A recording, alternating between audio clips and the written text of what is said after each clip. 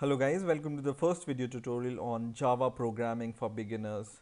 And in this video we will see what is Java, why do we care about learning Java, and if time permits we will also see how we can install Java in our Windows operating system. So what is Java? Java is a high-level programming language which was developed by Sun Microsystem in early 90s. So as any other high-level programming language like C Sharp or C++, Java is also a high-level language, but it's a little bit different from other languages in a sense that it's a cross-platform programming language which you can develop and run on multiple operating system like Windows, Linux, and Mac OS or any other operating system, and it runs its program using a special virtual machine called Java virtual machine, which is this one. So this Java machine is responsible for running Java programs, and whenever you install Java on your operating system like Windows or Linux, you also install this Java virtual machine. And this Java virtual machine is same for every operating system. So your program runs on this Java virtual machine and not on the native Windows or Linux operating system. So this Java virtual machine is same for every operating system. That's why it runs on every operating system which Java supports, right? So if you compile a Java program on Windows, you can run it on Linux or Mac OS using this Java virtual machine. That's why before developing Java, we need to install Java JDK and JRE on our operating system. Okay, and Java is a object-oriented programming language. So we will see what object-oriented programming is and what are the features of object-oriented programming. But yeah, it's object-oriented programming, and I will teach you more about the programming, we will see what is this. So now, first of all, we need to install Java on our system, and it may be possible that Java is already installed on your system, or it may be possible that you have never installed Java on your system. So how to check whether Java is installed on your system? It's easy. So you just need to, if you are on Windows 8, you just need to right click your start menu button and open command prompt from here. And in here, you just need to give this command Java C. Okay, so give this command Java C and press enter. And if this command responds that Java C is not recognized as an internal or external command, then Java is most probably not installed in your system and you need to install Java on your system. Okay, so like my operating system, I don't have Java, so I will install it. So just open your browser and just search for Java JDK or simply Java also works. And in here, the first site will open hopefully from oracle.com. Just click this link, and in here you will be able to see two options. One is Java JDK, other is NetBeans with JDK.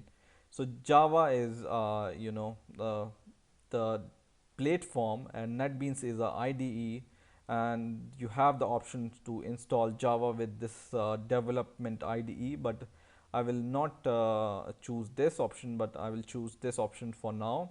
And at the time of making this video, Java 8 is the latest version, because yeah, it's the latest version, right? And when you click this Java button here, so once again Java button, I clicked. In here you need to accept this license and condition in order to download this Java. So just click the small radio button which calls accept license agreement, and then choose your operating system. So my operating system is Windows 64. If you have Windows 32-bit operating system, you need to choose x86. But right now I have x64 operating system, which is 64-bit operating system. That you can check if you are on Windows 8. You just need to go to systems. So search for systems, not like this, but systems, system, and in here I can see that my system type is 64-bit operating system. So if it's 32-bit operating system, you need to download 32-bit executable file. So mine is 64-bit, so I will just click the 64-bit link and I will save this. So it will take some time to download this Java executable. So once this will be downloaded, we will be ready to execute this executable and install Java. So my download is complete now, so I will run this executable file and I will minimize all the other things. And this installation is really straightforward, so you just need to click next and it will check the status and all, and then it will start installing Java on your system, and it's really straightforward, so you don't need to worry about anything while you are installing Java. And while installing, it will ask you the destination folder wherever you want to install Java on your system and JRE on your system. JRE stands for Java Runtime Environment, and JDK stands for Java Development Kit. So these are the two things which will be installed by this installer. So I will generally leave them as default, and I will click next and then wait for the installation to complete. So now Java is successfully installed in our system. You will be able to see this message, and then I will close this. And once you install Java, you can check it while going to the C folder of your computer and then go to program files, and in here you will be able to see this Java folder. And in here you will be able to see two folders. One is JDK folder and the other is JRE folder. Okay, so JDK I already told you is Java Development Kit, and JRE is Java Runtime Environment, right? So I will change the name of these JDK and JRE to make them short and really easy to understand. So I will rename my JDK folder as JDK8. Okay, so it's just JDK8, and I will rename my JRE folder as JRE8 because the version of this Java is Java 8. Okay, and here I can just make them view as large icon, so you can see, or extra large, so you can see that I have named this as JDK8 and JRE8 folders, right? So once you have done that, you need to set your environment variable so that whenever you run your Java program, it will recognize these JDK and JRE, and then you will be able to compile your programs, right?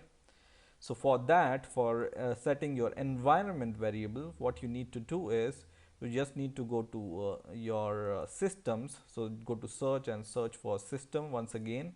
If you are on Windows 7 or Windows XP, you also need to search for system in control panel, and then go to advanced settings, and in here go to environment variables. Okay, and in environment variable, in system variable, here you will be able to find a variable called path. You just need to click or double click this path or add it, or click this added button, and in here you will be able to see variable name is equal to path, and the variable values, there will be already some values in here, and you need to add some more value here, which is the JDK.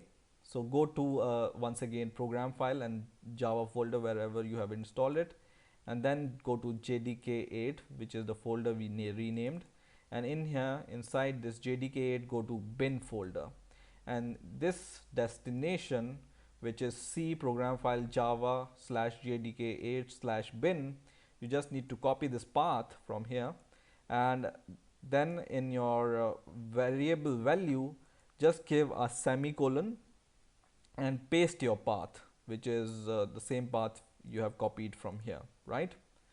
Once again go to your Java folder once again, and then this time go to JRE.